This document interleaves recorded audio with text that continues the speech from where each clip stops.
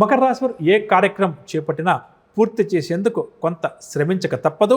అయితే ఫలితం మాత్రం తప్పకుండా ఉంటుంది. స్థిరాస్తి విషయంలో నెలకొన్న స్తబ్దత తొలగిపోతుంది. అందరిపైన ప్రేమాభిమానాలు కూడా చూపుతారు. సమాజ సేవలో ముఖ్యంగా ఈ రాశి వారు ప్రధాన పాత్ర పోషిస్తారు. అందరినీ ఆకట్టుకునేందుకు బాగా కూడా తాపత్రయపడతారు. సోదరులు సోదరీమణులతో ముఖ్య విషయాల గురించి చర్చలు కొనసాగిస్తారు. ఆదాయం ఖర్చులు రెండూ కూడా ఈ వారం వీరికి సమాన స్థాయిలో ఉంటాయి.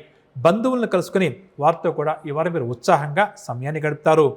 కాంట్రాక్ట్ రంగం వారు కొత్త కాంట్రాక్టుల కోసం ప్రయత్నాలను ముమ్మరం చేయాల్సి వస్తుంది.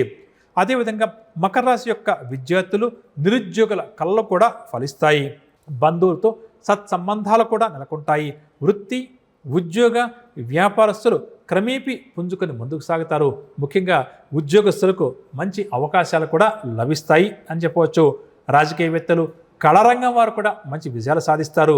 వైద్య రంగం మరియు ఐటీ రంగం వారికి ఈ వారం మరింత అనుకూలమైనటువంటి కాలంగా చెప్పవచ్చు. మహిళలు ఈ వారం ధనురాశి వారు ఆనందంగా గడుపుతారు. ముఖ్యంగా ఈ వారం ప్రారంభంలో ప్రయాణాలు కొద్దిగా ఎక్కువగా చేయాల్సి వస్తుంది. శారీరక రుగ్మతలు కూడా అధికమయ్యే అవకాశం ఉంది.